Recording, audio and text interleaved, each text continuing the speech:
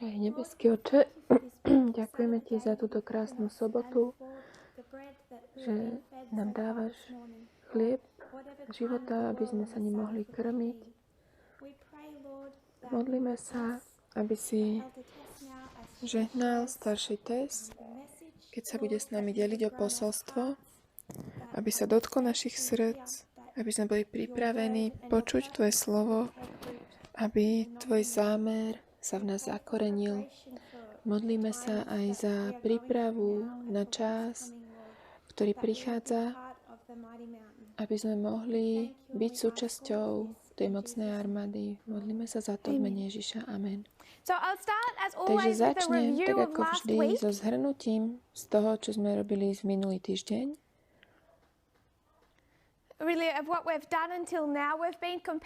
Doteraz sme porovnávali staroveký a moderný Izrael. Týždeň je dlhá doba, takže možno niektoré veci už možno nám unikli, takže chcem spomenúť kľúčové body, ktoré nechcem, aby nám unikli. Pán Boh povoláva svoj menovaný ľud, ktorí majú určitú rolu. Staroveký Izrael je zobratý z temnoty, zo zajatia. V rámci tejto temnoty stratili slobotu. Tak ako toto je koniec 400 rokov, tu máme koniec 1260 rokov, obidve časové proroctva, obidve sú zajatia a temnotou. A v obidvoch časoch Izrael stratil slobotu. Pán Boh povolal Mojžiša, aby vytiahol svoj ľud z pohanského národa. Tu Pán Boh povolal Williama Millera, aby vyviedol ľud z odpadlého protestantizmu. Sobota bola znovu zavedená. Bol tu určitý proces, cez ktorý museli ísť obidve strany, predtým, ako tá sobota mohla byť zavedená znovu. Nemohla byť zavedená v Egypte a tiež nemohla byť zavedená, kým boli v protestantských cirkvách. Museli byť vyvedení z tohto systému aj z Egypta, aj z protestantských cirkví. A potom Pán Boh znova im vrátil sobotu. V tomto čase je povolaný prorok. Staroveký Izrael, ten prorok, ktorého dostali, bol Mojžiš. Starovekom Izraeli sa vždy vracali naspäť k tomu dekalogu, tým 5 knihám Mojžišovým. V modernom adventizme bola povolaná len Veithovi.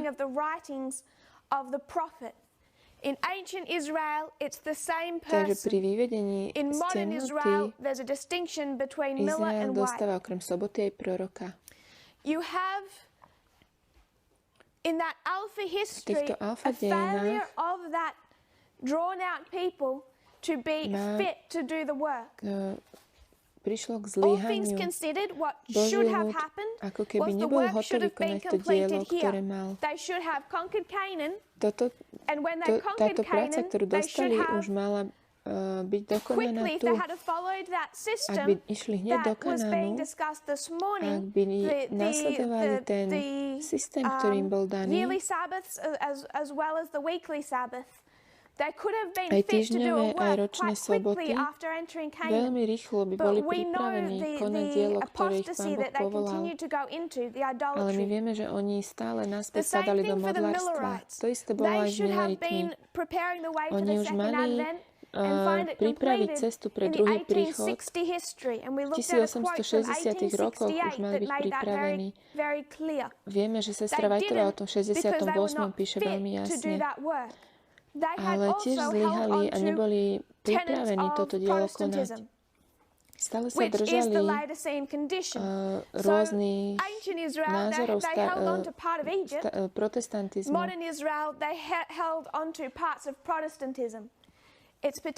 Tak ako v starovekom Izraeli sa držali sa držali určitých názorov toho, tých egyptského učenia. Protestanti hovorili, my nevieme, kedy príde Kristus. Tiež verili vlastne v to učenie toho milénia tisícročného.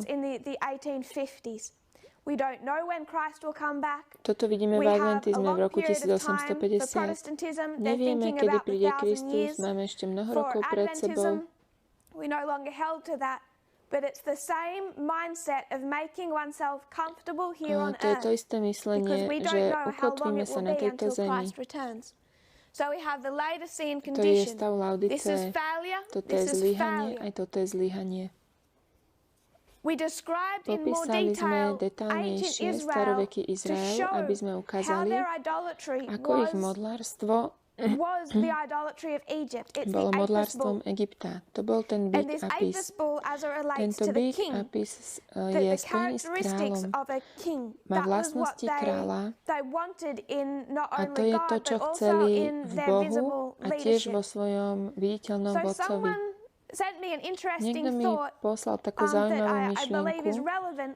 When they ask ktorú for a king, si they're given myslím, že má Saul. svoj And význam. Saul has all the characteristics of Král this Saul Apis bull. má všetky He is vlastnosti tohoto tall, býka. he is Apis je vysoký, respectable, he appears majú k nemu powerful, he rešpekt, can je lead them mocný, in je to battle. silný vodca. It's the characteristics Má of Saul vlastnosti, that we find them desiring. Saul má vlastnosti kráľa, ktoré sú They také continue that vytúžené pre through Izrael. all of that history, both at Mount Sinai, Oni with sa the stále golden calf, vracajú which do was dejín the Apis Egypta, bull, keď down sú pri through Sinaji, keď si their pýtajú request for a king kráľa. at Ramah, the height of idolatry. So when we think about Tam that, sme I pozerali, že want to to je make an vlastne important stále point srdce that we don't modlárstva. forget. And that is that this Apis bull, Tento bík they Apis, weren't saying that they were bowing oni before another nehovorili, že god. oni sa They kláňajú were saying that inému this is bohu. the Oni characteristics povedali, of our že true toto je God, skutočný Jehovah. Boh. Oni tie So vlastnosti they were toho able býka to pripísali justify their Bohu. idolatry. Oni si takto What they've done ospravedlnili is to they've taken Jehovah, and modlárstvo. this is Oni zobrali a Boha crucial Jahve point. a toto je They had dôležitý taken bod. Jehovah, their true God, Zobrali and skutočného ascribed Boha to him the a characteristics pripísali of a mu pagan deity. vlastnosti pohanského So božstva. when they're bowing before this golden calf, Keď sa poklonili they're pred saying we're worshipping Jehovah. týmto zlatým teloťom, oni hovorili, že But oni these are uctievajú his Hospodina. characteristics, and we want to be able to see him. A oni povedali, Boh má takéto vlastnosti. When they come out of Babylon, Keď vyšli they z let go of the Babylona, image. oni They sa no longer pustili need to see toho him, obrazu, but they hold už on to the nemuseli mať modly, characteristics. ale And tie as we've vlastnosti discussed at toho length, sa that's držali the problem naďalej. when Christ comes. A toto bol They're problém, looking keď for the prišiel Apis bull, Kristus. and when Oni Christ comes, hľadali they're not able to býka recognize him. Apis a keď So I prišiel want us to Kristus, tak ho consider, just nerozpoznali. remind ourselves of this Chcem, aby history. sme When zvážili Christ comes, sami he's tieto going to dejiny. re-educate Keď them príde through the Kristus, teaching of on ich začne parables. preučať skrze And podobenstva. parable teaching is to take Vyučovanie v literal, podobenstvách je to, že sa berie to niečo build a doslovné spiritual a na tom sa application. vystavia duchovná aplikácia. So a shepherd, Takže napríklad pastier, literal, is doslovný, God. to je A vlastne sheep predstavuje is you. Boha. So Ovečka sme my. it's taking a literal Takže berie story to or a doslovné literal picture príbehy, nejaký or a literal doslovný history, príbeh hmatateľný, a literal culture, nejakú and making a kultúru, spiritual niečo z tej kultúry a z toho sa and robí that is duchovná his cure for aplikácia. their Toto misunderstanding toto bol liek about Boží the nature of their king. na to, ako mohli So I oni just sa wanted to vyliečiť take us z to Desire of neporozumenia Ages. o tom, aký je Boh. Desire of Chcela Ages som sa 211.3. ísť pozrieť do tužby In this vekov whole section, I'll put sources down here. 211. Budem to písať sem. Tužba I vekov just want to pick up a 211. couple of thoughts Chcem from sa tam pozrieť na niekoľko this myšlienok. section. 211.3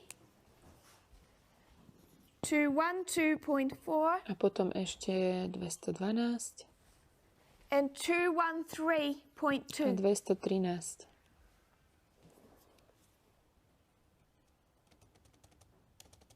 This is where Jesus Toto je is miesto, dragged before the kde Sanhedrin Ježiš on the charge of Sabbath breaking.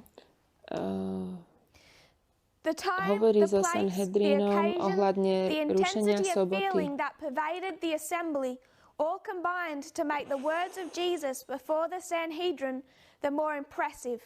The highest religious authorities of the nation were seeking the life of him who declared himself the restorer of Israel. The Lord of the Sabbath was arraigned before an earthly tribunal to answer the charge of breaking the Sabbath. Hovorí tam o nejakom zemskom tribunáli, kde musel vysvetľovať, kde bol obvinený z porušovania soboty. But his words were unanswerable. They could not condemn him. Nemohli He ho denied the usvedčiť right of the priests and rabbis to question him or to interfere with his work. They were invested with no such authority. Their claims were based upon their own pride and arrogance. He refused to plead guilty of their charges or to be categorized by them.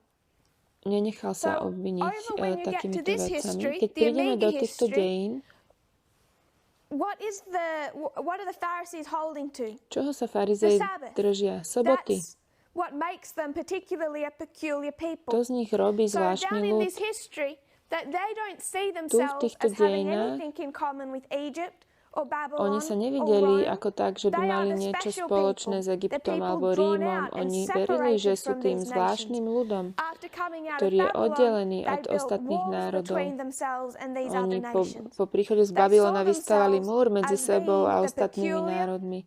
Oni sa videli ako zvláštny ľud.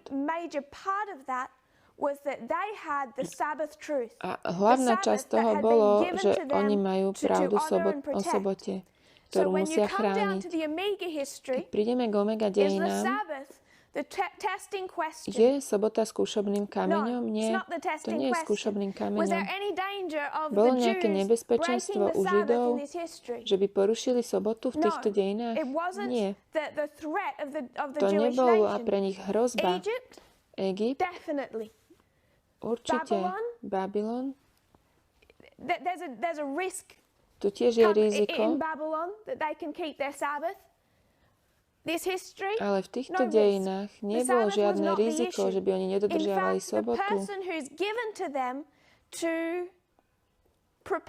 Ten, ktorý ich mal pripraviť na to, čo sa malo diať, na to, aby dávali posolstvo k pohanom, malo to niečo spoločné so sobotou? Kvôli jeho poslaniu je obvinený z troch vecí. Z troch vecí obvinili Krista. Prvé bolo, že porušoval sobotu.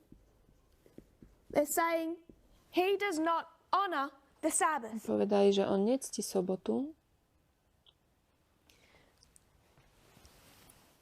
The second one is that he dishonors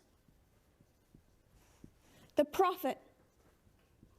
Že nectil proroka Mojžiša, Mojžišové spisy, že on si nectil tie spisy, čo on napísal. A tretia vec je,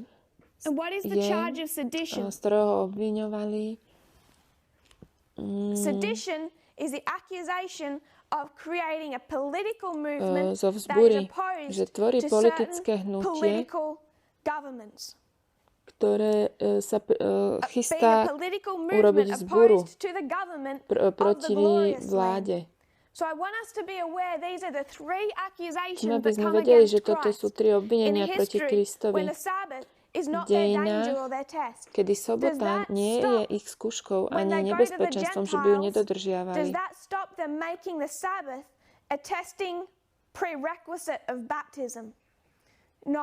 V roku 34, keď idú k pohanom, ak jeden z týchto pohanov mal byť pokrstený, čo museli prijať? Museli prijať sobotu a dodržiavať ju.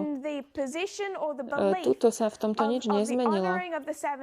Oni naďalej uctievali 7. deň, alebo ho dodržiavali. Napriek tomu boli pred týmto obvinením, že porušujú sobotu. Prijali by falošného učiteľa, pretože to by bolo v súlade s ich národami, s názorami. Učenie Krista ale nebolo v súlade ich predstavami. Boha nepoznali a pre nich ten hlas Kristov bol hlas cudzinca, pretože Kristus nepriniesol posolstvo, ktoré bolo v súlade s ich predpojatými názormi, odmietli ho. Ale prijali by falošného učiteľa, ktorý by s nimi súhlasil. Pretože nepoznali Boha, nespoznali Krista. To je presne to, o čom sme hovorili predtým. Oni nerozumejú tomu kráľovstvu. Majú svoje názory o tom kráľovstve, ktoré si prechovávajú a tak nerozpoznali kráľa. Kristus hovorí, ak by ste verili Mojžišovi, verili by ste aj mne. On o mne písal. Ale vy neveríte jeho spisom. Ako môžete veriť mojim slovám? Aj keď hovorili, že oni tohto proroka si ctia a sú vlastne potomkovia Abrahama a všetkých otcov. Ak by naozaj ho počúvali a verili mu, rozpoznali by ho v učení Krista. Oni by verili tomu, ktorý o Mojžišovi písal. My sme o tomto už hovorili.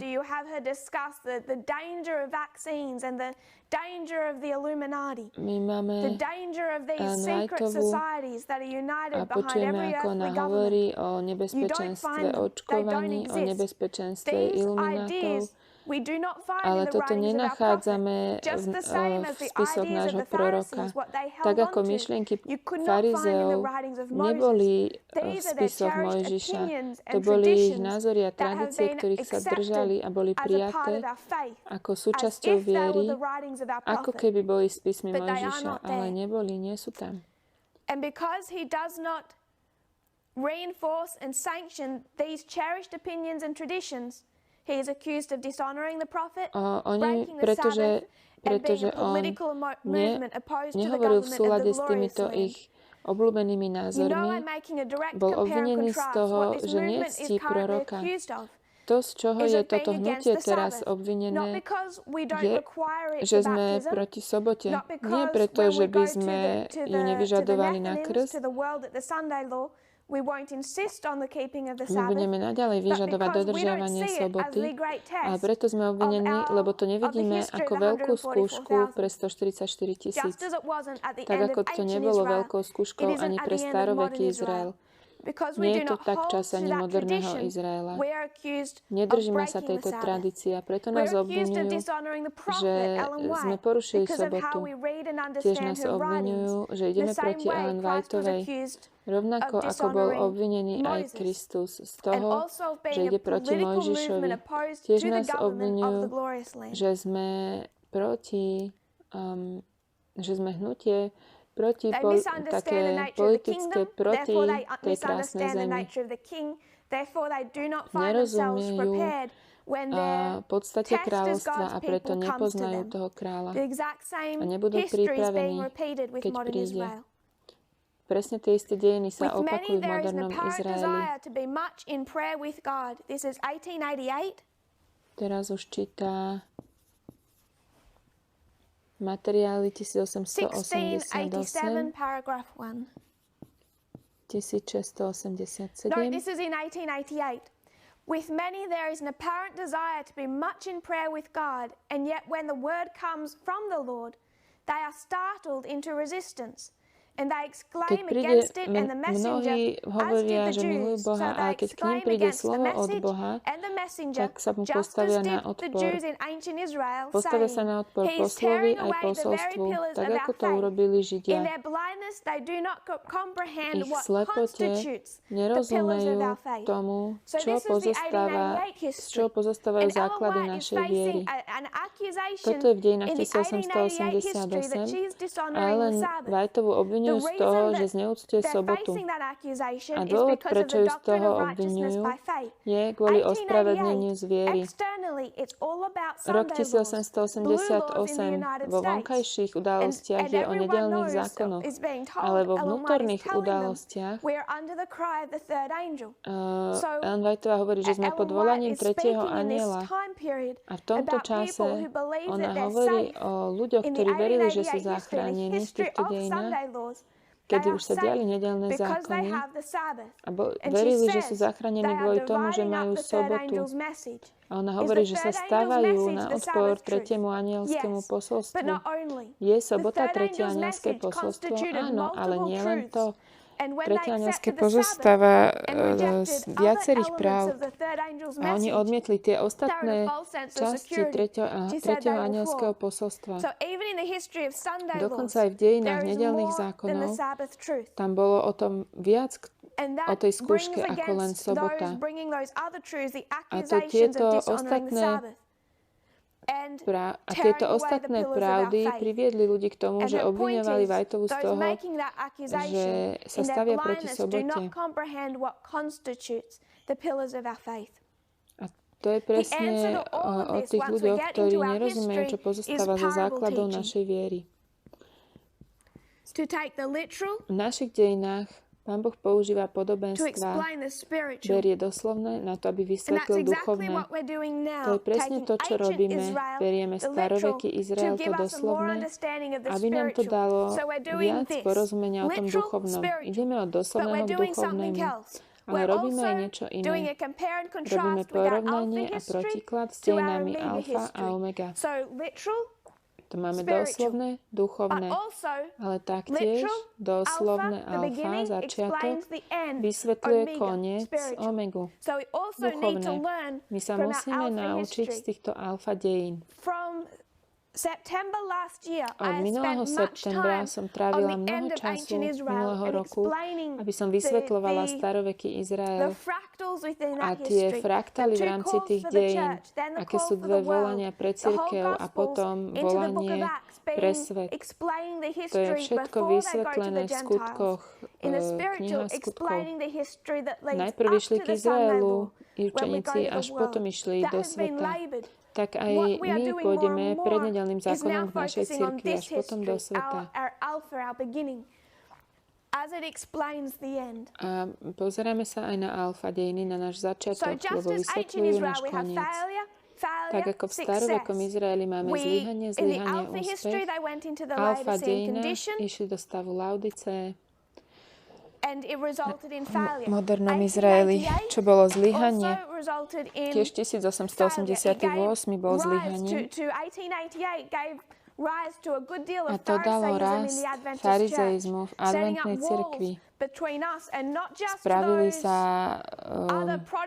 hranice alebo stena medzi nami a ostatnými národami. My sme tí dobrí svätí adventisti, ktorí si držia tie svoje rúcha čisté. It's essentially the same ideas of Pharisaism. To sú tie isté myšlienky, ako boli farizejské. Oddelili sa, aby boli svätí v porovnaní s ostatnými Židmi, ktorí ani neboli takí svätí ako oni. Keď pozrieme na adventizmus, línia na líniu, my sme išli tým istým smerom. Aby som sa vrátila do 1798. Tu bolo rozdelenie v rámci protestantizmu, ktoré vyšlo z toho druhého prebudenia, z prvého veľkého prebudenia, ale máme tu aj vonkajšie udalosti ako americkú revolúciu, francúzsku revolúciu,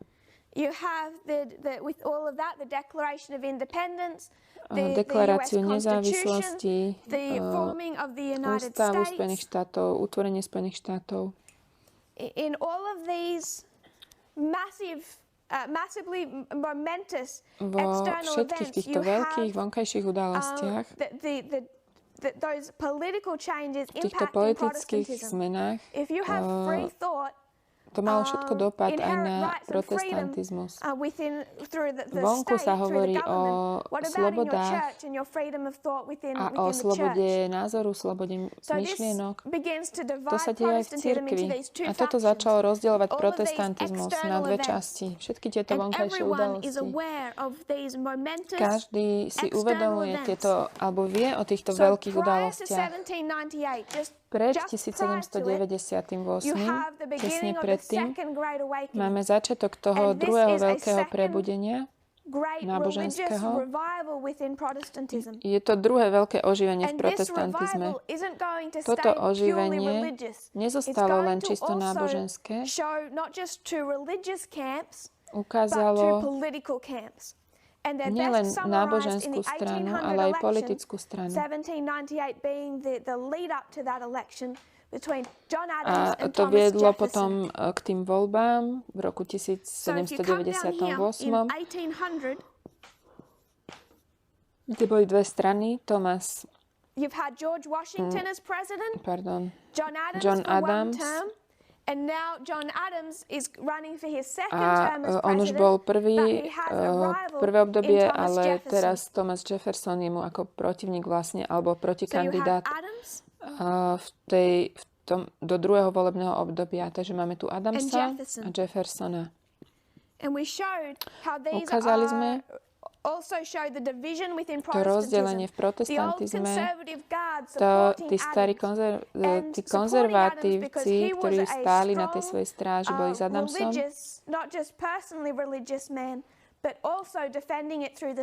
A Adams bol muž, ktorý obhajoval náboženstvo nielen v osobnom živote, ale aj skrze štát. Bol podporovaný týmto Morsom, že dodá Morse.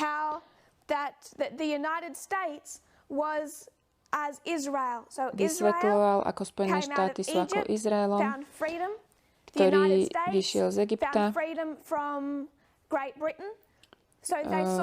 Spojené štáty sa oslobodili od Británie ako od Egypta. A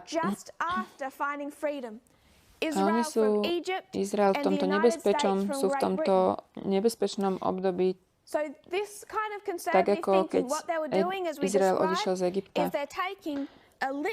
Oni zobrali doslovný príbeh a urobili z neho doslovnú aplikáciu. Keď máme Izrael, ktorý vyšiel z Egypta, na čom závisel úspech Izraela? Na ich dodržiavaní morálneho zákona. Museli dodržiavať sobotu. Čo by sa im stalo, keby ju nedodržiavali? Boli by zničení ako národ. Takže Spojené štáty teraz, ak oni nebudú dodržiavať tú nedeľnú sobotu a nebudú pretlačať morálku cez najvyššie články vlády, budú zničení ako národ. Toto bolo ich myslenie a toto myslenie vedie až do deň 1888. John Adams is not doing well as a president. One fellow that some of you may know from YouTube, John Green, Crash Course US History. John Green robí taký crash course, také zhrnutie dejín Spojených štátov na YouTube. To je crash course. On popisuje Adamsa ako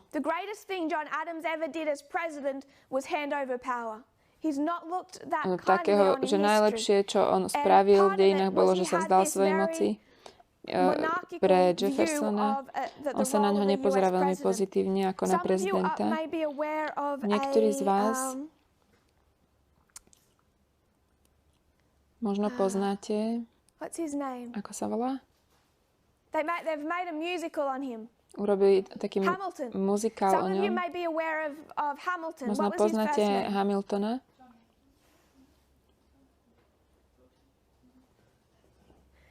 We can keep with Hamilton. No, teraz mi vypadlo Alexander Hamilton.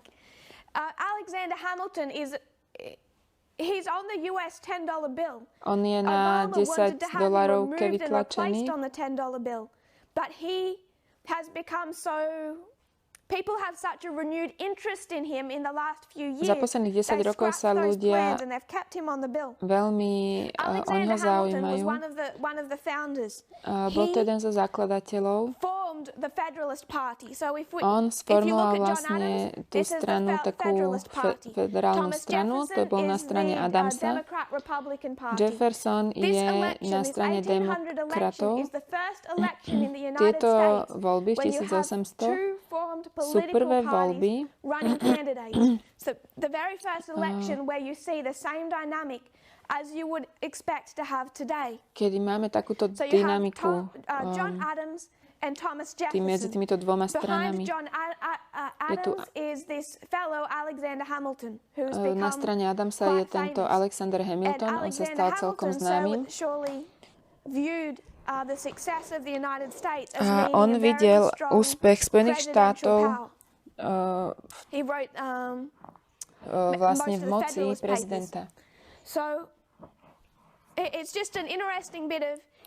To sú veľmi zaujímavé dejiny, čo sa tu stalo v týchto voľbách. John Adams bol taký neobľúbený kvôli tomu, čo spravil v tom roku 1798.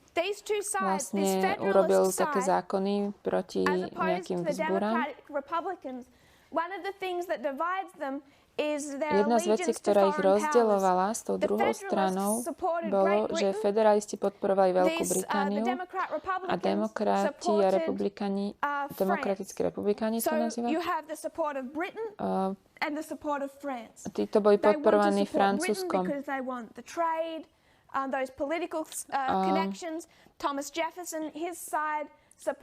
Britániu títo chceli kvôli tomu obchodu a Jefferson zase mali vzájomnú podporu s Francúzskom kvôli tomu, že tam boli tie myšlienky slobody v tej francúzskej revolúcii. John Adams is knowing he's not going to do well in this election. Adams veľmi nemá veľký úspech v týchto voľbách. Mnoho francúzskych imigrantov prišlo Mnoho francúzskych imigrantov prišlo z Francúzska do Ameriky a on nechcel, aby volili, pretože vedel, že by nevolili za neho. Zvlášť sa zameriaval proti francúzskym imigrantom. On im chce zabrániť voliť v ďalších voľbách, pretože oni by podporovali Jeffersona. Ten je vlastne spojený s francúzskými záujmami a Adams bol spojený s tými britskými záujmami. Or restricting the rights of immigrants into the United States. On začal obmedzovať práva imigrantov Spojených štátov. Bolo to 5 rokov, čo sa imigranti mohli stať občanmi, potom sa to ešte natiahlo na viacero rokov. Said just mean words about him in newspapers. Ľudia, ktorí nejako hovorili proti jeho vláde.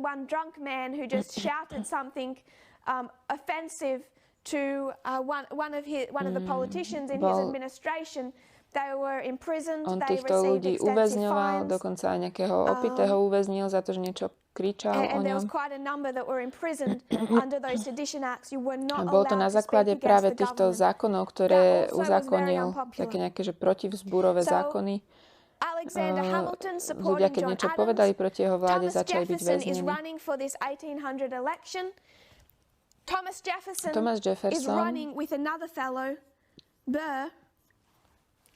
je podporovaný tým Búrom, alebo bol to ďalší kandidát. Tento systém volieb ešte nebol dobre nejako, ešte nemal dobrú and the Federalists lose, there's a split in the Electoral College vote. There's equal numbers go to Burr and equal numbers go to Jefferson. Aha, čiže Burr bol tiež ďalší, ktorý išiel ako kandidovať na tej strane Jeffersona a oni dostali vlastne rovnaké hlasy na tom prvom hlasovaní, čo oni nazývajú tá Electoral College. To je prvé hlasovanie, mali rovnaký počet hlasov a nevedeli, ako to vyriešiť. A Hamilton bol na tejto strane tej rovnice a pretože oni prehrali voľby, on vlastne tú svoju váhu, ako keby tá podpora, ktorá patria Hamiltonovi, dal Jeffersonovi. On povedal nejaké zlé veci o tom Burrovi a vyzval Jeffersona.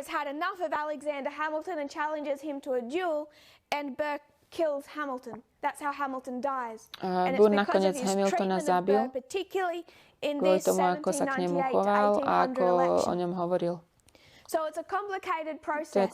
bolo komplikované, ale je tu toto rozdelenie medzi federalistami, tu bol kandidát Adams a demokratickou republikánskou, ktorá bola vedená Jeffersonom.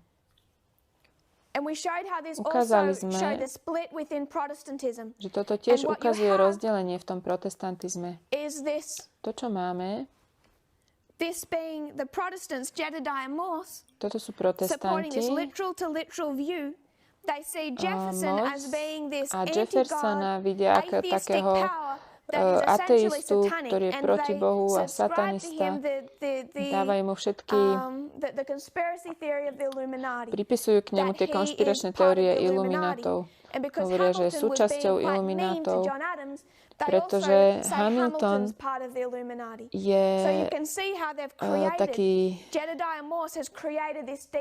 Nakoniec, keď sa Hamilton postavil proti Adamsovi, tak povedali aj o ňom, že je z iluminátov. Povedali to o Hamiltonovi, povedali to o Jeffersonovi. Preto hovorí, že ilumináti sú umiestnení v domácom štáte Hamiltona a v domácom štáte Jeffersona. To je tá myšlienka toho skrytého štátu alebo hlbokého štátu, že za oponou vedie iný štát, ktorý je satanský a vedú ho ilumináti a je proti Božej vôli a proti vláde. Ich jediná nádej je John Adams. Je to zaujímavé, keď prídeme do našich dejín a ako tuto sa hovorí o tom hlbokom skrytom štáte a o tých rôznych mocnostiach, ktoré vládnu za oponou, čo my nevidíme. Táto interpretácia od doslovného k doslovnému vedie Morsa k tomu, že úspech národa závisí len na pretlačaní morálky.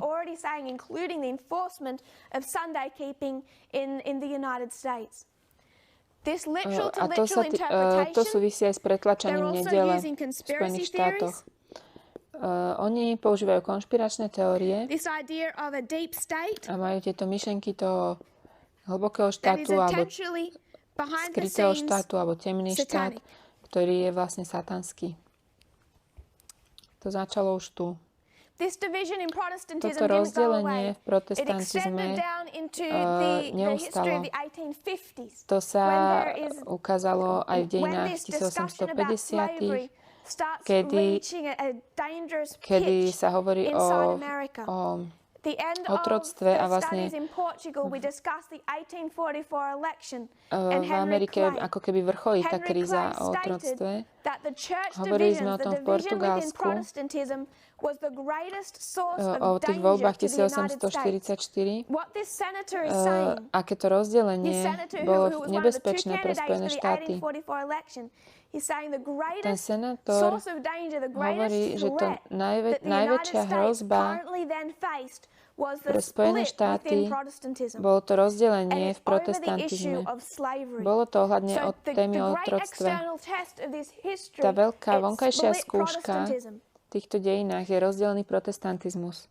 Pred 1844 metodistická cirkev bola najväčšou organizáciou v Spojených štátoch. It divided, it split officially in 1844. A strong cord tying north and south was cut. 94% of southern churches belonged to one of the three major bodies that were torn apart. Suddenly, in a religious sense, the South was set adrift from the Union. So the churches split between North and South before the states split between North and South. Najprv je rozdelená cirkev, až potom sa rozdelil vlastne aj štát na sever a juh. America's delicate union in two.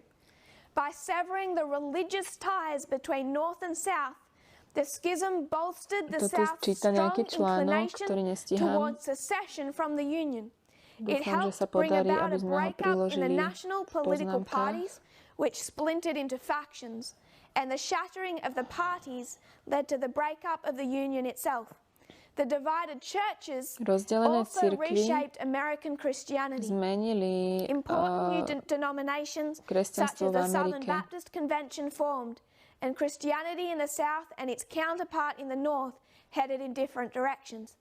Southern believers who had drawn on the literal words of the Bible to defend slavery increasingly promoted the close, literal reading of Scripture. So what is the South doing? Juh the same methodology as used by doslovné Jedediah čítanie Morse. It's the písma. literal to literal reading of Toto je to, o Scripture. čom hovoríme, on išiel doslovného k doslovnému. Izrael vyšiel z Egypta, treba pretlačiť morálku. Adams bol kandidát, v ktorého mali nádej, že to spraví. Izrael vošiel do krásnej zeme, Boh mu dáva inštrukciu, že má mať otroctvo. Oni robili interpretáciu od doslovného k doslovnému. Toto je nedávny článok online. Presbyteriáni sa znova spojili.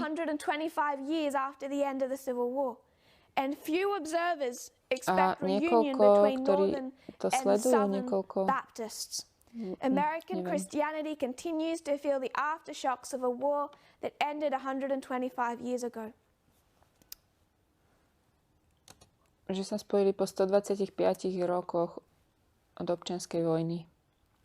Ale nezachytila som ten článok celý. So the effects of this split within Christianity we can still see when we talk about Southern Baptists. Keď hovoríme o južných baptistoch, stále vidíme to rozdelenie v kresťanstve alebo v protestantizme. Protestanti v Spojených štátoch sú stále rozdelení. Je to taká schizma. To sa deje aj u metodistov. A deje sa to nad interpretáciou Biblie. Je to táto doslovná strana, táto strana, ktorá vlastne sa drží tej doslovnej aplikácie. To sú tí, ktorí veria v otroctvo a všetko ostatné, čo vidíme, čo sa deje v starovekom Izraeli. Chcela by som citovať syna tohoto Morsa, Samuel Morse. To quote Jedediah Morse's son, in the 1850s, Samuel Morse became well known as a defender of slavery, considering it to be sanctioned by God.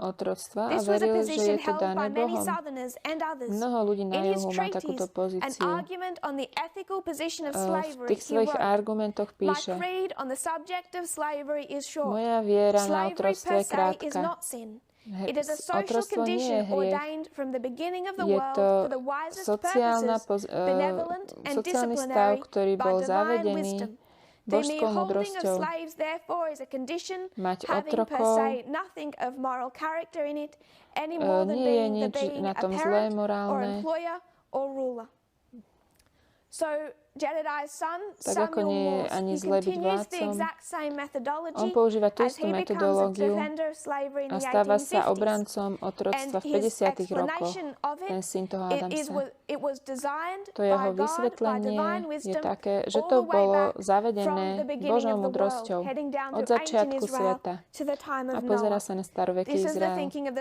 To bolo myslenie toho juhu. Interpretácia od doslovného k doslovnému. understand that Ellen White and our pioneers, Ellen Whiteová, but not naši just Ellen White pionieri, and our nielen pioneers, ona a a whole pionieri, branch of ale Protestantism celá disagreed jedna with that vetva literal to literal protestantizmu interpretation and stood on the nesúhlasila right s touto side interpretáciou of od the doslovného slavery k doslovnému question.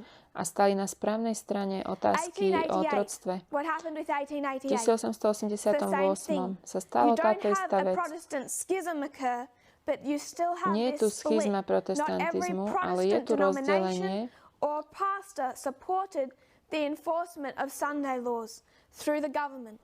Nie každý kázateľ pretlačal to, aby sa zaviedli nedeľné zákony. You have the same split. V And when I draw dejinách this, I'm referring to a split 1888, keď hovorím o tom rozdelení, within Protestantism. hovorím o rozdelení v protestantizme. And this one side, Táto jedna as strana, we've described here tak with ako sme tu ukázali, Jedediah Morse and what tam je ten characterizes his beliefs, Jedediah Morse. is the exact same thing. It's literal Tá jedna strana to literal. ide And od we read a doslovného k quote by doslovnému. A.T. Jones last week. Čítali sme citát od A.T. Jonesa minulý When týždeň. now it's describing how Nehemiah was ruling in a true theocracy, a government of God. This is, they're taking these Old Ako tam on Testament popisuje, stories, že applying it to the United Nehemiáš States. The vládol United States must be ako the král, government of God. The law of God was že the law Spojené of the štáty land. musia mať And God's will was vlastne made vládcu, ktorého known bude by the viesť written Boh word and by the prophets. a ktorého Therefore, budú the viesť argument proroci, that the Sunday law, National Sunday Law toho Union vládcu nad Spojenými štátami. A teda tento argument o nedeľnom zákone ancient Israel is the pattern hovorí for o modern tom, že Israel. staroveký He says Izrael the preachers are the successors of the je prophets. vzorec pre A.T. novoveky. Jones breaks this Kazatelia down. sú vlastne The government in Israel was potomkovia a prorokov. theocracy. The will of God was made known to the Staroveký Izrael ruler bol by the prophets. teokracia, So for ancient Israel, ktorá bola vedená prorokmi, have a the tak má king, byť aj novoveký Izrael. V and the starovekom king Izraeli máme is kráľa told what to do, a what to enforce by the kráľovi prophets proroci hovorili, čo má who are robiť. instructed. A tí boli by vedení God. Bohom. And if the king disobeys, what A happens keď to the kráľ nation? neposlúchal, čo sa stalo So when you bring that národu? down to Bol modern zničený. Israel, Takže keď prídeme you k have the modernému president. Izraelu, máme prezidenta. And now it's not, they don't call them Teraz prophets. ich nenazývajú prorokmi, ale sú to kázatelia. It's the preacher, the Protestant preacher, who is Protestantskí instructed kázatelia by a tých God. And vedie if the Boh. president disobeys the A preacher, keď prezident what ich bude happens to the neposlúchať, čo sa stane s národom? quoting A.T. Jones, the government is to be made a theocracy. The preachers are the successors of the prophets. They are to compel the officers of the law to prevent all selling of goods and all manner of work on Sunday. This shows conclusively that these preachers intend to take the supremacy kazatelia into majú their viesť hands, prezidenta, officially declare the will of God and compel pretože sú all vedení men to Bohom. conform to it. So they A must do prezident this musí through the laws of uzakoniť the nedeľný land, which is zákon. why we have the history of Sunday laws in To this sú tie history. dejiny nedeľných zákonov tu. It's a literal Je reading to čítanie of doslovné, od inspiration, and doslovného k behind it is doslovnému. also this idea that the Za current tým leadership, je unless this myšlienka, že is terajšie enforced, vedenie that there is this deep state that is satanic. za celým týmto je myšlienka, že je tu, že tu je nejaký hlboký štát, tajný, satanský. Coming down to our history, Keď it's prídeme what k we've našim seen dejinám, from the 1790s through the formation to, of čo vidíme od our faith, 1790. through the 40s rokov, and the ako bola 50s, sformovaná naša viera, až do the split within 1850. rokov, is potom what we saw in rozdelenie the v 1860s protestantizme. when in 1863 when we had the national reform movement start, 1863. and then in the Máme národné 1880s reformné history, hnutie 1880s, 1890s with the Sunday law. a potom It's tie the 80. same roky, to sú thread nedeľné of zákony. Protestantism, To je stále tá but it istá is niť not all protestantizmu. Protestantism. Ale nie je to celý There is protestantizmus. a distinct Je tu split within rozdelenie Protestantism, v rámci and you need to know where to protestantizmu. look. What Musíme characterizes pozerať, their belief kde sa system. máme pozrieť a čo charakterizuje Coming celý down ten to ich the Amiga systém of ancient Israel, názorov. there are Keď many prídeme k different starovekému Izraelu, denominations within Protestantism and subsets of beliefs. novovekému, We're looking at what unites, je mnoho what type of methodology protestantistických and vetiev, mindset Musíme sa pozrieť na to, aké myslenie ich spája. V 89. sme hovorili o morálnej väčšine a Jerry Falwellovi. Ak by ste sa pozreli na neho a na Billy Grahama, oni v mnohých veciach boli v nesúhlase, ale určité veci ich spájali a preto boli ochotní spolupracovať.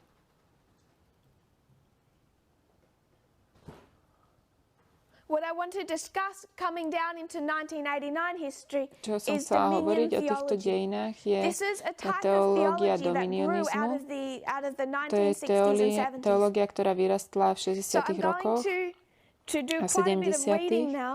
Teraz budem I'm dosť going veľa to define čítať dominion theology, and then I'm a going to go to budem an article definovať tú that was teológiu read the first a Zoom meeting that we had. budem hovoriť o článku, We had a Zoom meeting that was not taped.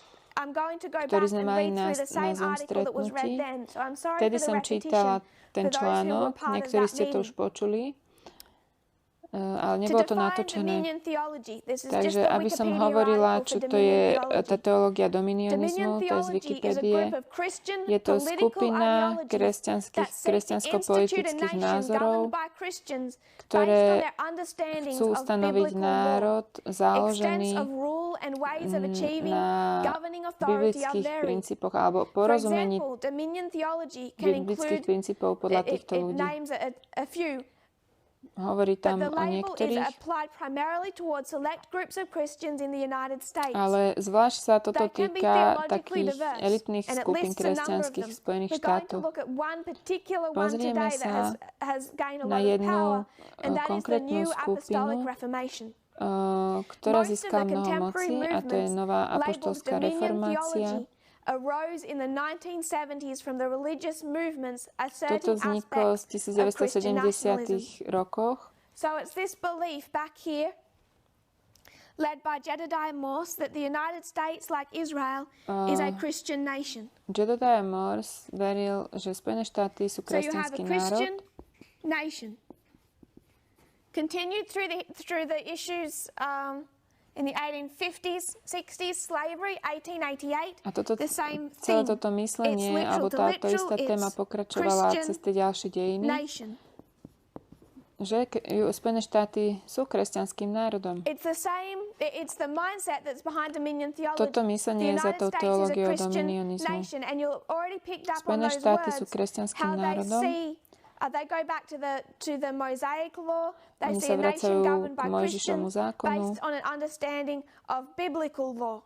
So, depending on what commentator you hear speak on this, Závisí, I listened koho budete to one počúvať, who gave, že to ako it was only a few minutes long, komentátora. and he made an interesting point. He wasn't Jeden tu robí zaujímavú a pointu. promoter of dominion theology. He was opposed to it. On bol proti tejto But this is teológii just the Christian version of Sharia law. a on hovorí, If you že think toto of je an len Islamic kresťanská state, verzia All šaria that an zákona. Islamic Keď state will porozmýšľate do is nad say tým that we islamským have štátom, these writings and we should make sure to je vlastne that to, že oni veria, že tieto ich that spisy the sú od Boha a musia Islamic byť law, that the vlastne dané religious do laws zákona. through Islam are enforced Tieto by the state. štáty, zákony wish to islamu see a majú byť political pretlačené government štátom. Instituting and Chcú mať enforcing politickú vládu, Islamic ktorá law. bude pretlačať islamský That's the zákon. definition To je of definícia of Sharia law. tohto zákona šaria. All of this is A it's celé just toto, if you can take that understanding keď of si Sharia vezmete law takéto and what porozumenie some šaria Islamic zákona countries are a doing toho, and čo attempting robia to do, niektoré islamské bring that krajiny, to this issue. ak It's to the prinesiete identical sem, thing. to je úplne It's rovnaká the vec. idea of a nation To je governed by Christians myšlienka based toho, on their že národ understandings, not of bude Sharia Islamic law, but of biblical law. Štát bude if you're a pretlačať proponent biblické of dominion zákony. theology in the United States, Islam and Sharia law Islám are a not šaria this zákon dangerous. nie sú It's not just this dangerous infiltration of this church-state union. It is your direct competition because you want what they want. It's just they will promote Islam, you tam, will kde sa promote robí Christianity. šaria But they zákon, are in competition. to nie je iba ukážka cirkvi a And we're going to štátu particularly discuss the spojeného, New ale Apostolic to je ako keby taká Reformation konkurencia that pre began to, in the čo robí táto strana na 1970s. protestantskej strane. Obe strany sa This is all snažia part of the zaviesť same cirkev spojenú so štátom. Na jednej strane islám, na druhej kresťanstvo. My sme hovorili o týchto dejinách Jerry Falwella a morálnej väčšine. On sa stal súčasťou toho, nezaložil tú morálnu väčšinu. Chcela som hovoriť o tých dejinách, ktoré viedli k 89. Pred 1798 tu máme všetky tieto vonkajšie udalosti.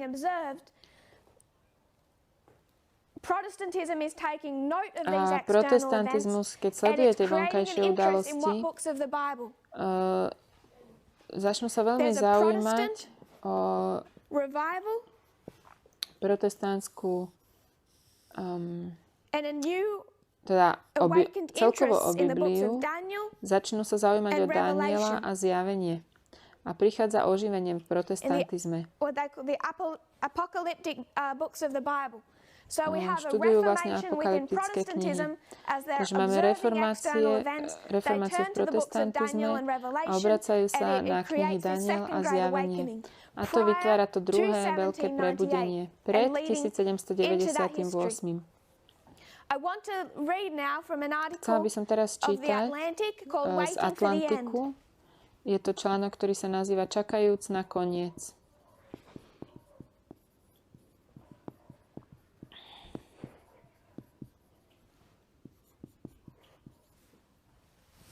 Ak by sme si chceli zobrať tieto dve dejiny a dať ich tak jednu cez druhú, máme 1798 a 1989. Tento článok, ktorý hovorí Čakajúc na koniec, teda názov toho článku, bol napísaný v 82. Takže to už je dosť starý článok. Nearly 38 years ago. He says, the world as we know it is coming to an end. Svet, ako ho poznáme, prichádza ku koncu. Nie preto, že nejaký blázon stlačí gombík.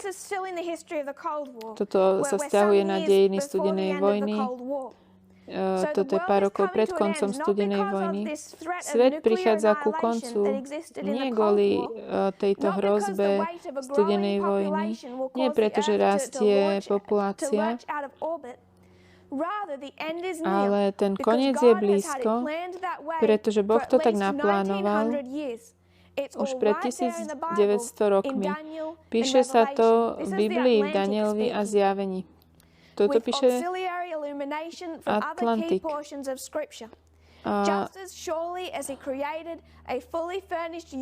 Tak, ako z ničoho stvoril vesmír,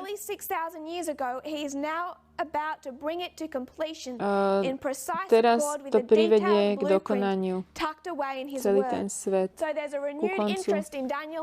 Vidíme tu nový záujem o Daniela a zjavenie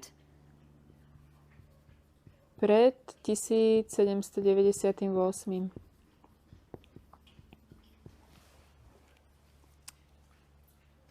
And there was before 1989. A pred 1989.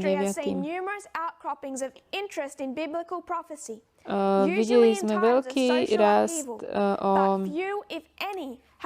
rast záujmu o biblické proroctvo. Nikdy to nemalo také veľké vplyvy ako v protestantských konzervatívnych kruhoch, ktorí boli privedení k Danielovi a zjaveniu. Boli to konzervatívci, nie liberálci. Milióny Američanov, evangelikálov veria, že v tejto generácii a možno niekedy v 80. rokoch Ježiš sa vráti, aby zaviedol 1000-ročné kráľovstvo.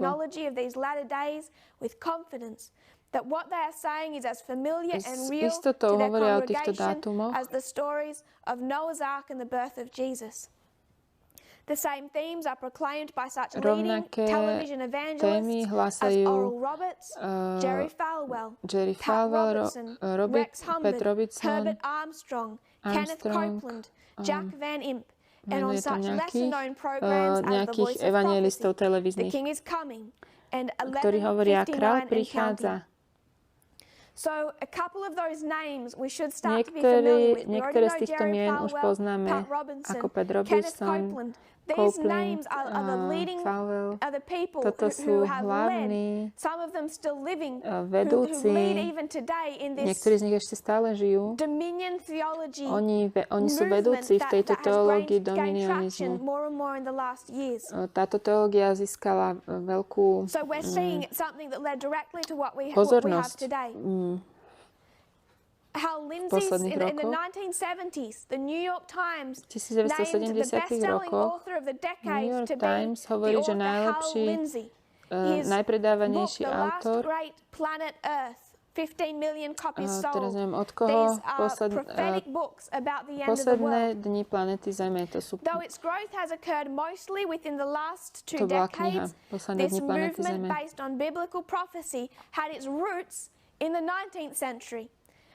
He's going to take us from here and say, well, this is what we're seeing in the 60s, 70s, and 80s. On hovorí, že toto vidíme v 60., 70., 80. rokoch. The French Revolution and its aftermath had kindled interest in prophecy. As biblical students saw the destruction of papal power, the secularization of the state, and the rise of a religion of reason as being remarkably similar to events described in Daniel and Revelation. To je presne to, o čom sa hovorí v Danielovi a Zjavení. Takže dejú sa externé udalosti alebo vonkajšie udalosti a tu, a takisto sa dejú aj tu. Zvlášť tie,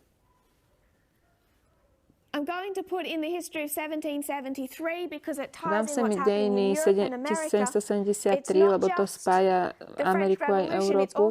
Nie je to francúzska revolúcia, ale aj povstanie Spojených štátov ako sekulárnej vlády, nenáboženskej. A tiež tu on hovorí o francúzskej revolúcii, o zničenie pápežskej moci a náboženstve rozumu. A tieto externé udalosti, ako sme hovorili, to bol nový záujem o nové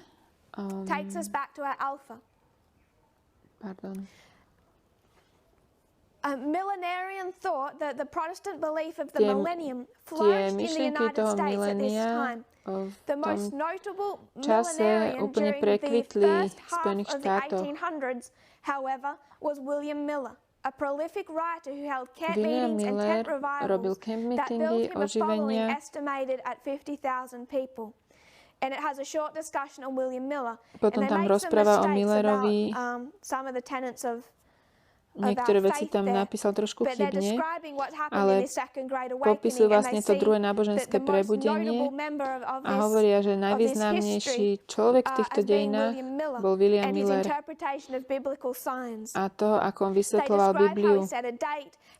Hovoria o tom datume, ktorý ustanovil, ako to viedlo k takému zahambeniu. In those two paragraphs, they give a brief description of that history and the importance of William Miller in that history. Potom popisuje tie dejiny a Williama Millera. The beliefs of the Protestants in that history revolve around the taký kvet protestantizmu v týchto dejinách. So it's going to give a bit of a description. Bolo okolo toho vychvátenia tajného. Po tomto vychvátení bude 7 rokov súženia pre tých, ktorí boli zanechaní.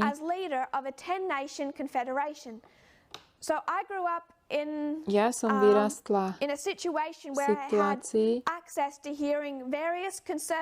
kde som mala možnosť počuť rôzne konzervatívne názory a tieto také prúdy v adventizme.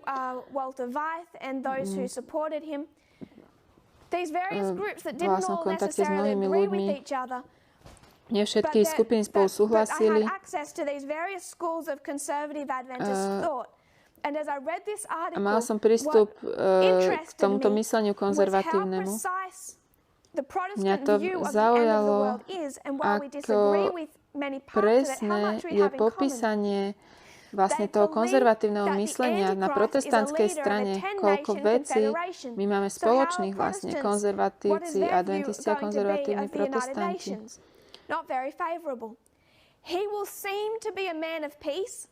On bude vyzerať ako človek pokoja,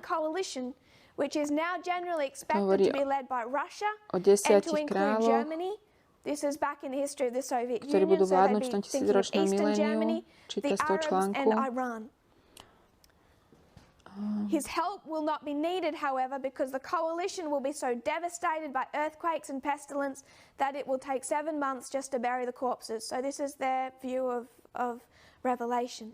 So their Antichrist leads a 10-nation confederation. Takže Antikrist bude viesť spojenie tých 10 kráľov. Realization that the raptured saints, the faithful who were caught up, had been prudent to believe in Jesus, will cause 144,000 Jews and a multitude of Gentiles to accept him as Savior and Messiah. To je protestantský pohľad na to milénium, ako 144 000 uverí zo Židov a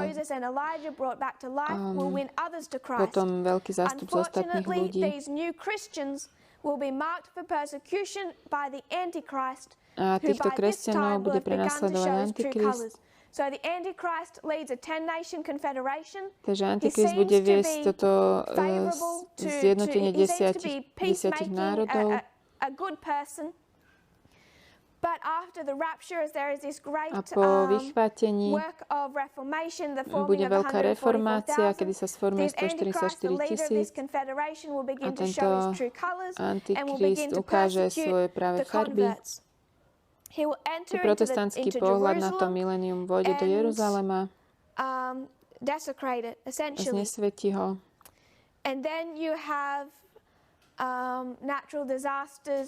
Potom budú rôzne prírodné pohromy a rany. Antikrist bude mať úplnú nadvládu nad ľuďmi a bude značiť ľudí 666, aby mohli tí, čo to odmietnú, nebudú si môcť kúpiť jedlo. Tí, čo to príjmu, navždy zhoria v pekle. Pridá sa k nemu falošný prorok. Toho identifikuje ako proroka. It then discusses the assembling outside Jerusalem for an assault on the holy city. Christ returns in glory. You have the battle of Armageddon. Potom hovoria o tom, ako sa Kristus vráti v sláve a bitka Armageddon. Into a lake of fire, Satan bound in a bottomless pit for 1,000 years. With Satan out of the way, the saints will enjoy 1,000 Keď Satan už bude mimo hry, tak si budú užívať 1000 rokov pokoja. In a kind of last sporting gesture, God will give Satan one more chance to work his evil ways. And the prince of darkness will tempt and win millions of people ešte jednu možnosť, aby konal tie svoje diela zlé. There will be one final battle before Satan and all unbelievers will join the Antichrist and the false prophet ten článok od Atlantiku. There are quite a few parts of that coincide with conservative Adventist teaching, especially as you think of how Protestants have such a distrust of the United Nations, of globalism, of what hlavne o they see as Spojených being this národoch, confederation of globalizme, nations. spojenie týchto 10 národov. Since premillennial doctrine holds that deterioration in economic, political, domestic and moral spheres will precede the second coming, many evangelicals, unsurprisingly, have felt that the end of the age is near. Mnoho evangelikálov verí, že koniec vekov prišiel. Začali študovať proroctvá. Veria, že to bude politické obnovenie národu Izraela.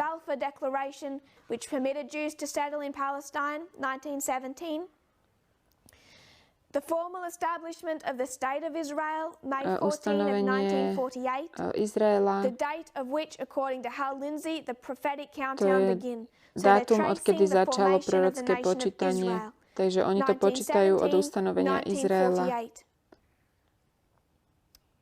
A značia rok 1917 a 1948. Izrael musí ovládať Jeruzalém.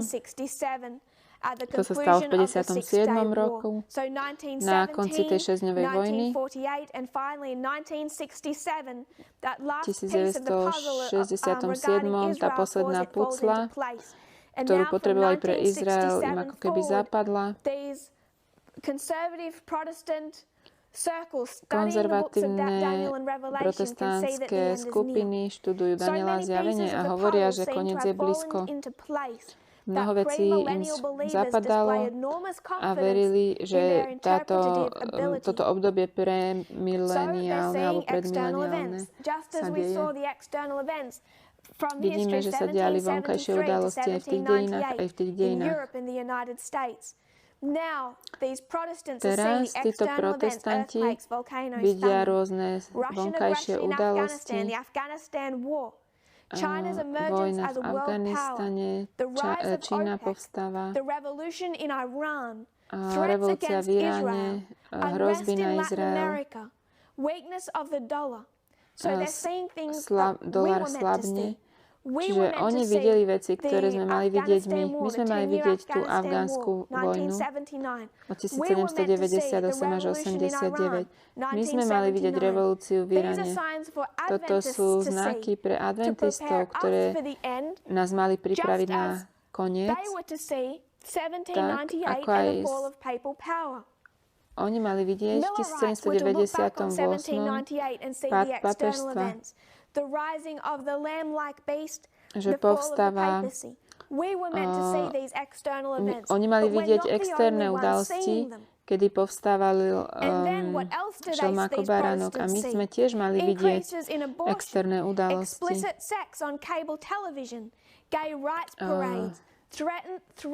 Teraz hovoria, že aké sú hrozby pre tú morálku Spojených štátov. Že sa ukazuje na televízii sex, že sú potraty.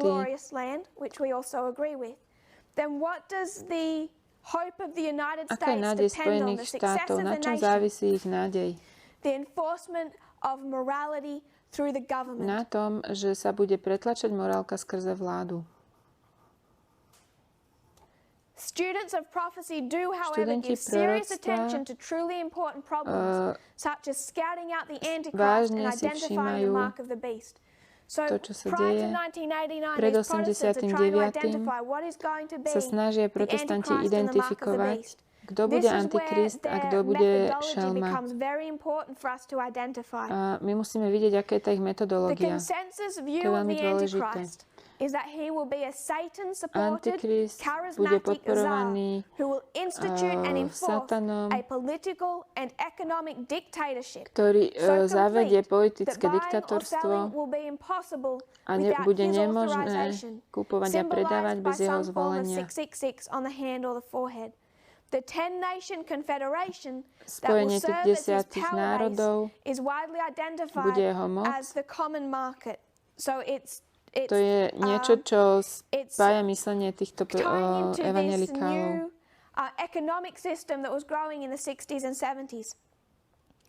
Toto rástlo v 60. 70. rokoch. Whose giant computer complex in Luxembourg is said to be nicknamed the Beast, so there's the introduction of computers. Many are appalled at rumours that in a cashless and checkless society, economic transactions will require that each of us be assigned a number consisting of 3 sets of 6 digits to be invisibly tattooed on our hands or our foreheads. I just want us to not lose what we're doing here. This is Protestant thinking back here, preparing for the mark of the beast. To je všetko protestantské myslenie v tomto období. Oni veria, že do vášho tela bude dané určitá nejaká...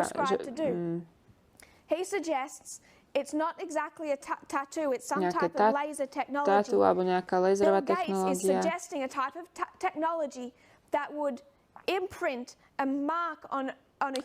Ktorá dá značku na telo človeka. Identifying characteristics, it would put their information into their bodies, and that information could impact whether or not that person is able to work. For example, a že toto bude mať vplyv na to, či človek môže pracovať a predávať. Bill Gates sa pozerá na spoločnosť po COVID-19 a on hovorí, v tejto spoločnosti, ako budeme vedieť, či sme v bezpečí. Ak niekto bude pracovať, kde sa stretáva s mnohými ľuďmi, nemôžu sa izolovať sociálne, mali by sme sa teda uistiť, že je to človek, ktorý má imunitu a je chránený pred covidom. Takže by sme do ľudí mali vtisknúť nejakú značku, ktorá bude identifikovať, či sú imunní na určité choroby. Keď majú imunitu, tak môžu pracovať na týchto miestach, kde pracujú s mnohými ľuďmi. Takže táto značka môže mať vplyv na to, či niekto môže predávať a kupovať. To, čo sa teraz deje, je panika v niektorých protestantských kruhoch, že už identifikovali znamenie šelmy. Oni hovoria, že je to Bill Gates, ktorý je globalista, ktorý sa bude snažiť zaviesť tú značku. To hovoria protestanti. Nie my. Dúfam, že nemáme myslenie odpadlého protestantizmu, čo je na nešťastie. Mnohí z nás majú to myslenie. Preto stále uctievame Bika Apis. Máme stále to isté myslenie a metodológiu. Ak sa nenaučíme z podobenstiev, sme na tej istej strane. V 82. nemali Bill Gatesa, ktorý by mal takúto technológiu, takže hľadajú iné vysvetlenia. Zvlášť jedna žena,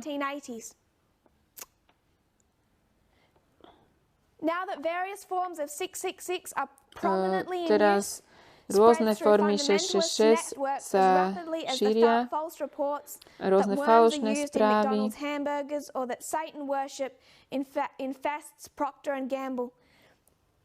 So it's lining up this idea with these prominent conspiracy theories. Tu prichádzajú do popredia rôzne rozšírené konšpiračné teórie. When your money fails, the 666 system is here. Keď peniaze zlyhajú, máme tu systém 666. V ranných rokoch 1980 boli napísané rôzne knihy o 666. Jedna z nich bola od Mary Relfe. Mary Stu Relfe. Metodológia, ktorú ona používa,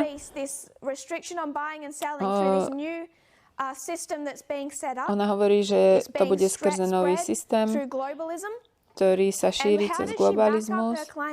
A ako to ona vlastne podporuje to, že prišiel koniec. Ona hovorí, že je temný, hlboký štát, ktorý je pôvodne satanský a vedený satanom. A môžeme to vedieť odtiaľ,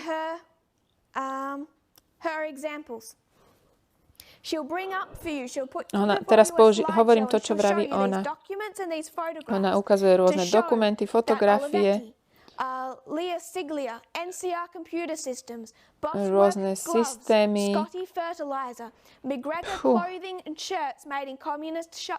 Teraz nestíham.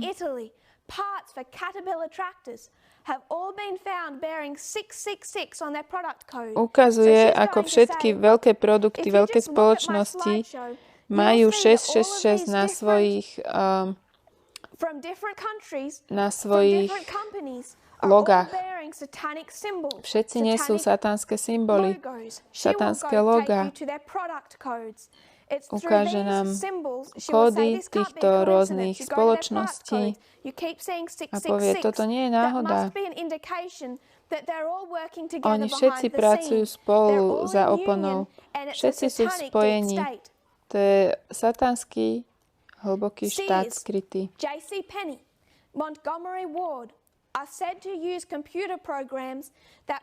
Potom hovorí o počítačových programoch. The ominous number reportedly is also used by the World Bank, the IRS, Medicaid, the Selective Service. IRS, potom rôzne medicíny. Dúfam, že vidíte tú metodológiu. To je úplný naprotivok metodológie, ktorú používa Walter Veithovi.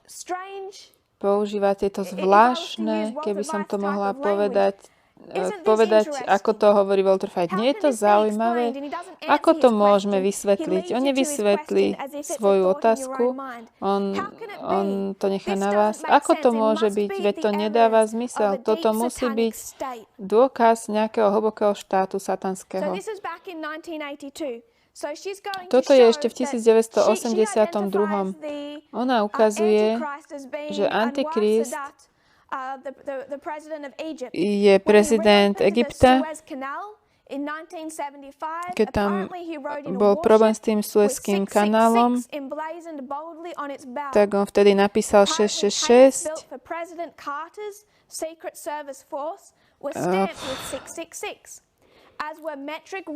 Teraz spomína rôzne situácie, kedy bolo niekde písané 666. Aj deti, ktoré používajú algebru, tak tam je napísané na algebre 666 na tej knižke.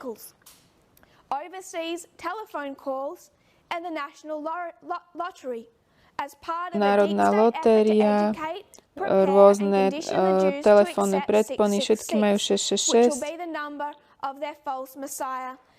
To je číslo falošného Mesiáša a celosvetového systému. Tá hrozba je celosvetová vláda, ktorú bude viesť satanský štát. This is the author. After reading her book, I felt a little queasy at recalling that my take-home pay at the time I first developed an interest in biblical prophecy was $666.66. Keď sa prvýkrát začala zaujímať o biblické proroctvo, dostala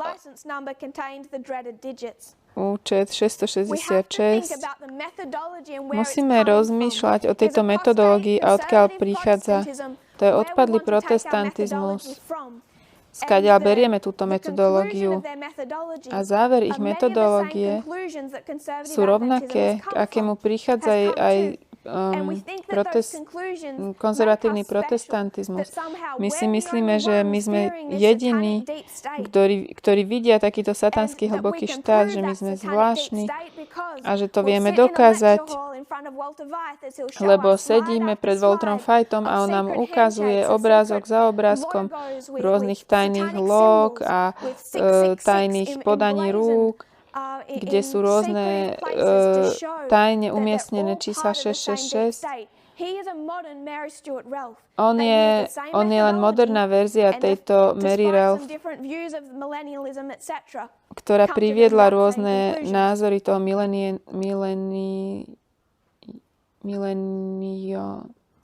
proste učenia o tom miléniu. Začali hľadať Antikrista. Relfe verila, že to bol ten prezident egyptský, ale on bol zabitý. Potom začali hľadať ďalších.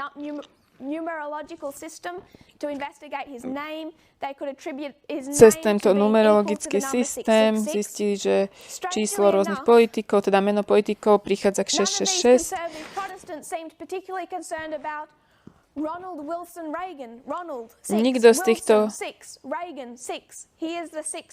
Nikto z týchto konzervatívnych protestantov sa nebal o Ronalda Reagana, ktorého meno sa tiež počíta do 666. Ale to im nevadilo, pretože on je ich človek.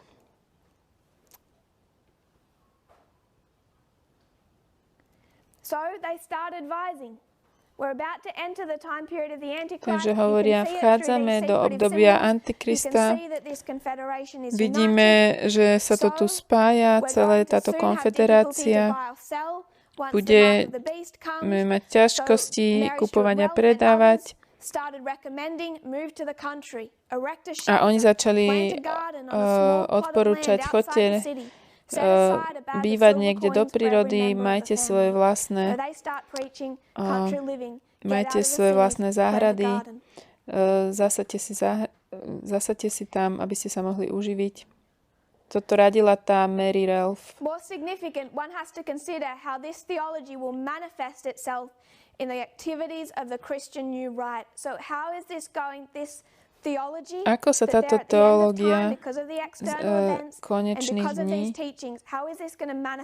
ako sa to preukáže samé? And you start seeing this now in the government of the United States. To uvidíme vo vláde Spojených štátov. Takže speaking to the House Interior Committee, saying, I do not know how many future generations we can count on before the Lord returns. Ktorý hovorí, že neviem, koľko generácií ešte môžeme počítať, kým sa vráti Pán. Ak ste nekresťanský zamestnanec,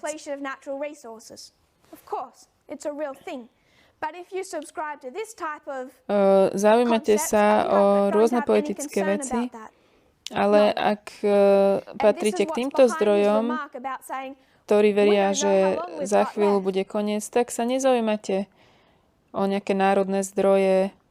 Implying that we should not be greatly concerned with long-range husbanding of natural resources. Similarly, if a president were to appoint one or more pre-millennialists to key foreign policy posts, who at the confirmation hearings would think to probe for beliefs about the second coming, what incentive would they have to work for lasting peace in the Middle East, since they would regard a Russian-led attack on Israel as a necessary precursor of the millennium? And it goes through some details of how this would impact their politics.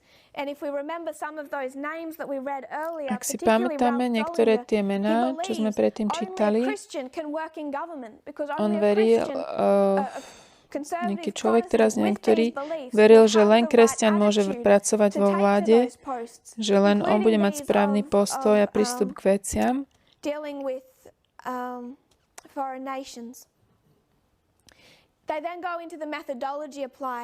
Potom hovoríme o metodológii.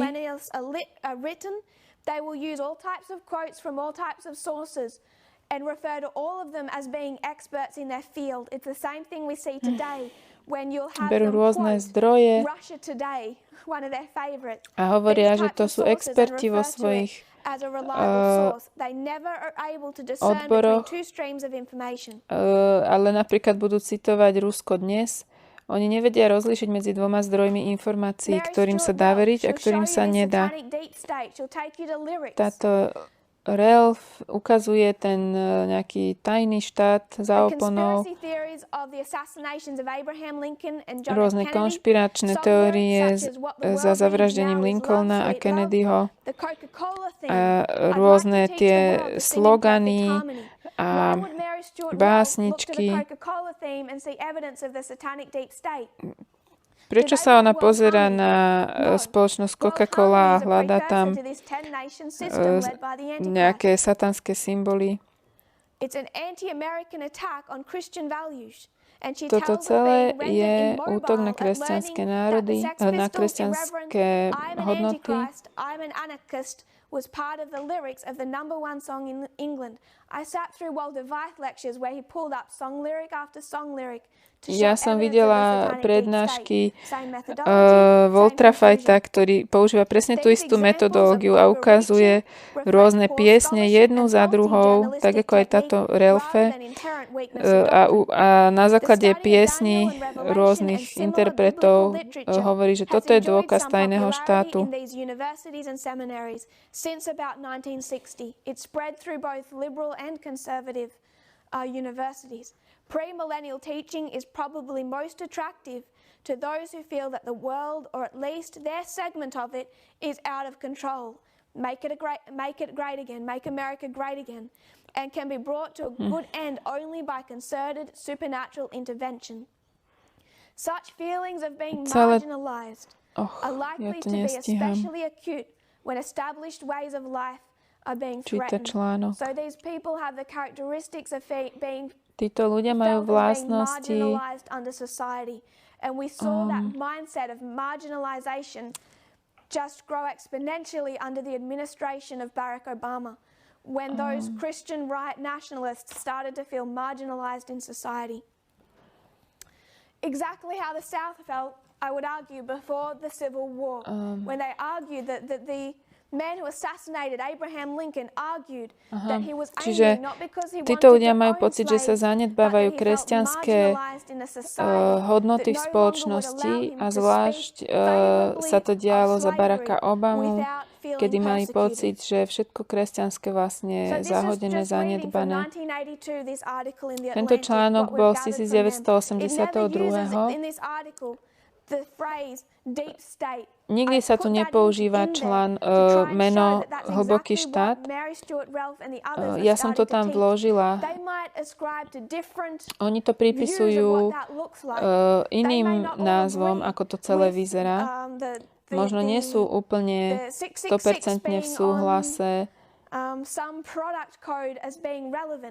v tom, že by niektoré tie kódy 666 boli relevantné, ale používajú to isté myslenie a to také istú metodológiu, že pospájajú niečo zo Spojených štátov, z Ameriky, z Číny, z Anglicka, všade sa ukazuje 666. To oni sú všetci jedna ruka. To je jedno, či je to Hamilton, či je to Jefferson, sú to Illuminati. Je to satanský štát. Čoho sa máte bať? Toho, ako sa spoja tie svetové vlády. To bude sformovanie Antikrista. Alebo vtedy sa zjaví Antikrist. A vtedy príde prenasledovanie a mali by ste ísť teda bývať do prírody. A toto všetko písala tá Mary Relfe. A od 2019. od covidu tieto konšpiračné teórie o globalizme v rámci protestantizme okolo Bill Gatesa a o tieto myšlienky toho, že nám dajú čipy. Toto všetko pochádza z protestantizmu a konzervatívny adventizmus to preberá. My si myslíme, že sme nejaký špeciálni. Izraelíci si tiež mysleli, že sú špeciálni a zvláštni. Spravili múr medzi sebou a pohanmi, ale oni si vôbec neuvedomili, že majú stále rovnaké myslenie ako pohania. Oni si neuvedomili, že rozmýšľali rovnako. To, ako si predstavovali prvý príchod, to bol taký istý Mesiáš, akého by si predstavovali aj Rímania. Oni chceli Cezara, bojovníka. Oni chceli, aby ich boh Jahve vyzeral tak ako rímsky bojovník. Možno, že konzervatívni adventisti si myslia, že akí sú strašne morálni a že nosia dlhé sukne a sú zvláštnym oddeleným ľudom. A my vieme, čo znamená obelisk, ale veď to vedia aj katolíci. Naše konšpiračné teórie a učenie, to je niečo, čo sme našli rôzne v tieto veci. Ale toto je presne to, čo ukazuje, že máme rovnakú metodológiu, ako odpadli protestantizmus. Toto vidíme priamo. Spôsob tejto metodológie aj k záverom, ku ktorým prišla. Keď sa pozrieme na Mary Relfe a Waltera Veitha, to je úplne rovnaký spôsob. Toto je skutočné modlárstvo. Toto je modlárstvo farizeov. A toto viedlo ku koncu židovského národa. Ja hovorím Walter Veith ako také, používam ho ako značku, ale tam patrí mnoho iných. Mnohí stratia svoje spasenie. Prečo ho spomínam? Prečo ľudia sa ma pýtajú, prečo na ňo útočím? Ja použijem moje slova. Dajte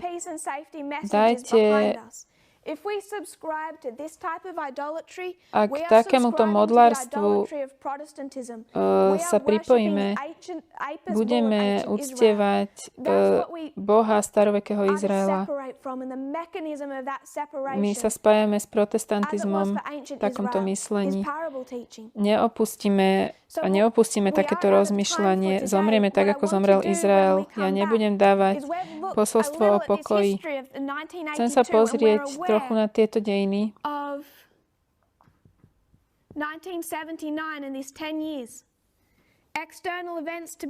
Chcem sa pozrieť na týchto 10 rokov, ktoré sme mali rozpoznať.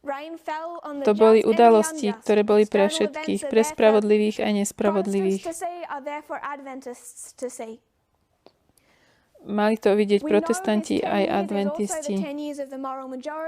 Teda videli to protestanti, mali sme to vidieť aj my. Týchto 10 rokov vedie k Ronaldovi Reaganovi. Chceme, aby sme videli, kam viedla táto teológia dominionizmu. A ako to sa ukázalo vlastne pod kampaňou Trumpa. A tiež ako to rozdelilo protestantizmus. Niečo, o čom by sme mohli porozmýšľať. Mohli by ste bojovať proti otroctvu v týchto dejinách a odmietnúť učenie Millera? Áno. Zachránilo by vás to, že budete proti otroctvu? Nie. Rozdielny protestantizmus. Mnohí bojovali proti národným zákonom, mali správny pohľad na rozdelenie cirkvi a štátu, ale ich to nezachránilo. My musíme pochopiť tie naše dejiny a to, čo je našou skúškou. Je viacej tém, ktoré musíme prijať a pochopiť, aby sme mohli byť členom Božieho hnutia. Toto uzavrieme, len to zhrniem, porovnávame a dávame do protikladu staroveký a moderný Izrael. Tiež porovnávame a dávame do protikladu moderný a začiatok a koniec moderného Izraela. Tu sme hovorili o vonkajších udalostiach, ktoré spôsobili oživenie a ktoré dali myšlienky, ktoré sa rozšírili cez celý protestantizmus. Milleriti boli jednou zložkou, ktoré vyšli z toho. V týchto dejinách bolo oživenie, zvlášť v Spojených štátoch, ale na celom svete. A to viedlo k učeniu podobné, ako dáva Mary Relfe, sformovaniu morálnej väčšiny, pretože sa chceli znova zmocniť vlády. Oni mali byť tým Izraelom, tou krásnou zemou na konci sveta.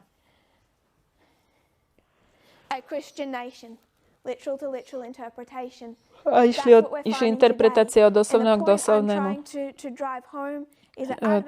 To, čo ja sa snažím povedať, je, že adventizmus nie je v bezpečí. Tak ako Izrael si myslel, že je v bezpečí, tak si myslí aj moderný Izrael, že je v bezpečí od protestantizmu, ale nie je v bezpečí. Ukazuje sa, že my sme v rovnakom modlárstve, ako sú oni. Pomodlíme sa.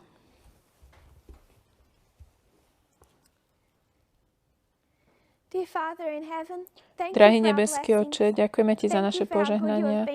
Ďakujeme Ti za Tvoju dobrotu, že si nám dal svoje podobenstva. Vieme, že sa musíme mnoho naučiť. Prosíme, keď pozeráme na tieto dejiny a vidíme, čo sa deje v protestantizme, aj tie vonkajšie udalosti, ktoré majú dopad na nás aj na nich. Vidíme, Pane, že to veľké nebezpečie, ktoré existuje pre Tvoj ľud.